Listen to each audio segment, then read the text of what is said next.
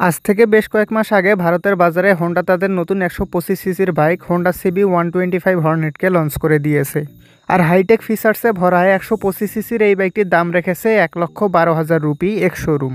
এবং বাংলাদেশের বাজারে যেহেতু ফিচার্স লোডেড 125 সিসির বাইকগুলোর জনপ্রিয়তা বাড়ছে, তাই এই বাইকটি খুব শীঘ্রই বাংলাদেশের বাজারেও লঞ্চ করা হতে পারে। এই ভিডিওতে আমি আপনাদেরকে জানিয়ে দেব হোন্ডা সিবি 125 হর্নেটের full specifications, ready pickup, top speed, ভারতের বাজারে বর্তমান বাজার মূল্য, এটার কিছু ভালো এবং খারাপ দিক, আর ভারতের বাজারে এই বাইকটি কেনা উচিত হবে কিনা তা সম্পর্কে। আরও বলবো এই বাইকটি কবে বাংলাদেশের বাজারে লঞ্চ করা হতে পারে এবং এটার আনুমানিক বাজার মূল্য কত হতে পারে। তো চলুন সকল বাজে কথা বাদ দিয়ে ভিডিওটি শুরু করা যাক। বাইকটির সামনে ব্যবহার করা হয়েছে এরকম super aggressive looking full LED bulb সেটআপের হেডল্যাম্প এবং উপরে দুই পাশে দুটি এলইডি ডিআরএল দেওয়া হয়েছে। আর বাইকটির পিছনে ব্যবহার করা হয়েছে এরকম স্পোর্টি এলইডি টেইল ল্যাম্প। তার সাথে আছে 12 লিটারের মাস্কুলার ফিউল ট্যাঙ্ক এবং ফিউল ট্যাঙ্কের উপরে প্লাস্টিকের হালকা বডি কিটের সাথে রয়েছে হন্ডার লোগো। আর বাইকটিতে সিবি 125 হর্নেট ব্র্যান্ডিংয়ের স্টিকার পেয়ে যাবেন। বাইকটিতে আরও আছে এরকম sharp looking LED indicator lamp. আপনাদের একটা কনফিউশন দূর করে দেই, অনেকেই বলছেন এটা হিরো এক্সট্রিম 125 আর এর ডিজাইন থেকে কপি করা হয়েছে, কিন্তু বাস্তবে এরকমটা একদমই না। আসলে হোন্ডা সিবি 125 হর্নেটের ডিজাইন নেওয়া হয়েছে হোন্ডা সিবি 1000 হর্নেট থেকে, মানে হোন্ডা সিবি 1000 হর্নেট থেকে ইন্সপায়ার্ড হয়ে এই বাইকটি বানানো হয়েছে। আর আপনি যদি আমার রেগুলার ভিউয়ার বা সাবস্ক্রাইবার হয়ে থাকেন তাহলে আপনার হয়তো মনে থাকবে হিরো এক্সট্রিম 125 আর যখন বাংলাদেশের বাজারে লঞ্চ করা হয়েছিল তখন আমি বলেছিলাম এটাকে সাইড থেকে দেখতে অনেকটা ডুকাটি স্ট্রিট ফাইটার V4 এবং কর্নার থেকে দেখতে অনেকটা হোন্ডা সিবি 1000 হর্নেটের মতো লাগে। তো এখন কে কাকে কপি করেছে আপনারাই বুঝে নিন। বুঝো না এই ব্যাপারটা। যাই হোক, বাইকটির ইনস্ট্রুমেন্ট ক্লাস্টার হিসেবে ব্যবহার করা হয়েছে full digital colour TFT display, যেখানে RPM meter, speedometer, odometer, trip meter, gear position indicator, service reminder, ABS indicator সহ এমনিতে তো সকল বেসিক ইনফরমেশন শো করে। তার সাথে আছে ব্লুটুথ কানেক্টিভিটি, যার ফলে আপনি আপনার স্মার্টফোনকে এই মিটারের সাথে কানেক্ট করতে পারবেন এবং সেখানে বেশ কিছু বেসিক ইনফরমেশন পেয়ে যাবেন, কল অ্যালার্ট এবং SMS অ্যালার্ট সহ। তাছাড়া বাইকটিতে টার্ন বাই টার্ন নেভিগেশনও আছে।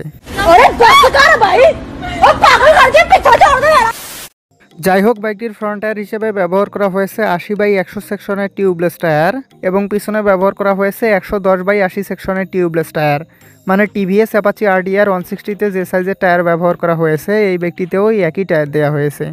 এবং বাইকটির ফ্রন্ট সাসপেনশন হিসেবে ব্যবহার করা হয়েছে আপসাইড ডাউন ফ্রগস, আর এটা ভারতের বাজারের একমাত্র 125 সিসির বাইক যেটা সামনে আপসাইড ডাউন ফ্রগস ব্যবহার করা হয়েছে এবং এটার ডায়ামিটার 30 মিলিমিটার আর স্ট্রোক 115 মিলিমিটার। হন্ডা আরও একটা বড় চমক দেখিয়েছে এটার ব্রেকিং সিস্টেমে। বাইকটির ব্রেকিং সিস্টেম হিসেবে সামনে ব্যবহার করা হয়েছে 240 মিলিমিটারের ডিস্ক ব্রেক এবং পিছনে ব্যবহার করা হয়েছে 130 মিলিমিটারের ড্রাম ব্রেক। তার সাথে আছে single channel anti-lock braking system বা ABS। বাইকটির সিট হাইট 796 মিলিমিটার এবং ওজন 124 কেজি, যার ফলে আপনার হাইট যদি 5 ফিট 4 ইঞ্চি বা তার উপরে হয় তাহলে আপনি এই বাইকটি কমফোর্টেবলি চালাতে পারবেন। তবে হাইট 5 ফিট 4 ইঞ্চির একটু কম হলেও চালাতে পারবেন, কিন্তু কমফোর্টেবলি চালাতে পারবেন না। বাইকটির গ্রাউন্ড ক্লিয়ারেন্স 166 মিলিমিটার এবং ওভারঅল লেন্থ 2015 মিলিমিটার, যেটা ভারত বা বাংলাদেশের রাস্তার প্রেক্ষাপটে যথেষ্ট ভালো। হন্ডা সিবি 125 হর্নেটের ইঞ্জিন হিসেবে ব্যবহার করা হয়েছে 4 স্ট্রোক সিঙ্গেল সিলিন্ডার 2 ভ্যালভের এয়ার কুলড SOHC BS6 কমপ্ল্যান্ডের প্রোগ্রামড ফিউল ইঞ্জেক্টেড ইঞ্জিন, যেটা ডিসপ্লেসমেন্ট 123.94 সিসি। আর এই ইঞ্জিনটি সর্বোচ্চ 10.99 হর্স পাওয়ার @7500 RPM এবং 11.2 নিউটন মিটার টর্ক @6000 RPM উৎপাদন করতে সক্ষম। আর বাইকটির ফিউল সাপ্লাই সিস্টেম হিসেবে যেহেতু ব্যবহার করা হয়েছে PGM-FI অর্থাৎ প্রোগ্রামড ফিউল ইঞ্জেকশন সিস্টেম, তাই এটা অ্যাপ্রক্সিমেটলি প্রতি লিটার পেট্রোলে সিটিতে 50 এবং হাইওয়েতে 55 কিলোমিটার পথ যাবে। তো এটার স্পেসিফিকেশন সম্পর্কে তো অনেক কিছু জেনে নিলেন, চলুন এবার এটার ভালো এবং খারাপ দিকগুলো জেনে আসা যাক। তো এটার প্রথম খারাপ দিক হচ্ছে অ্যাক্সিলারেশন এবং টপ স্পিড।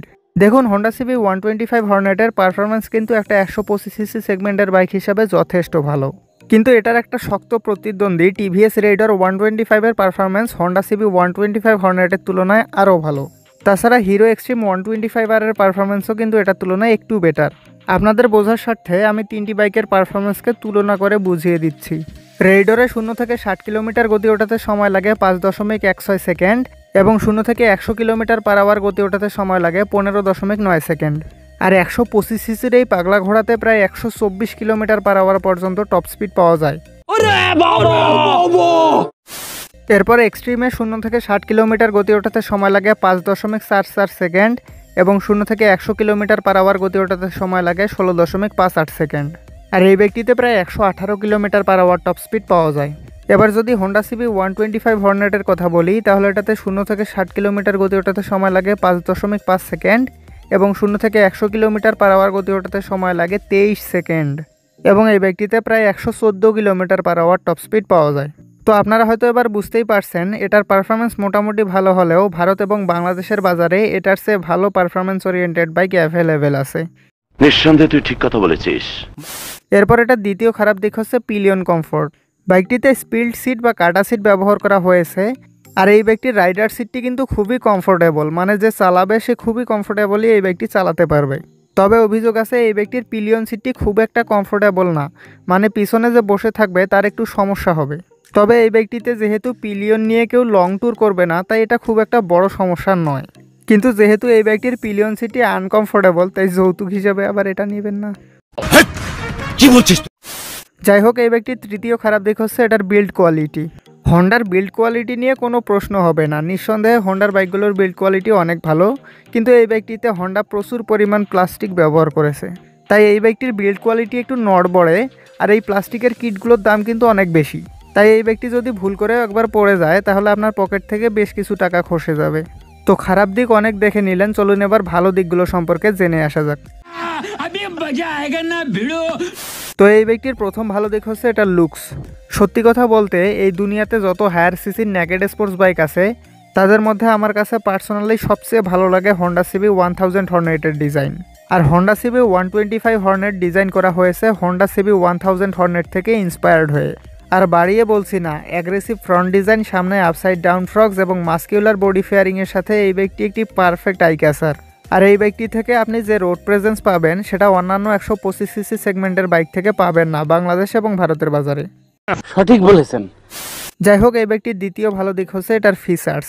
একটা 125 সিসি সেগমেন্টের বাইক হওয়া সত্ত্বেও হন্ডা এই বাইকটিতে 4.2 ইঞ্চির ফুল digital colour TFT display, Bluetooth connectivity এবং টার্ন বাই টার্ন নেভিগেশন সহ বেশ কিছু হাইটেক ফিচার্স ব্যবহার করেছে। আর এতগুলো ফিচার্স কিন্তু একটা 125 সিসি সেগমেন্টের বাইকে পাওয়া রেয়ার। অন্যান্য কোম্পানির কথা বাদ দিন, হন্ডাই তাদের প্রিমিয়াম 125 সিসির বাইক সিবি 125 আরেও এতগুলো ফিচার্স ব্যবহার করেনি। যাই হোক, এটা তৃতীয় ভালো দিক হচ্ছে এই বাইকটির ব্রেকিং সিস্টেম।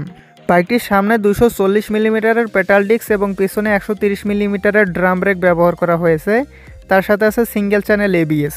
আর এই বাইকটির এই ব্রেকিং সিস্টেম কিন্তু শুধু 125 সিসি সেগমেন্টের না, বাংলাদেশের বাজারের অনেক 150 বা 160 সিসি সেগমেন্টের বাইকের ব্রেকিং সিস্টেমকেও হার মানিয়ে দেবে।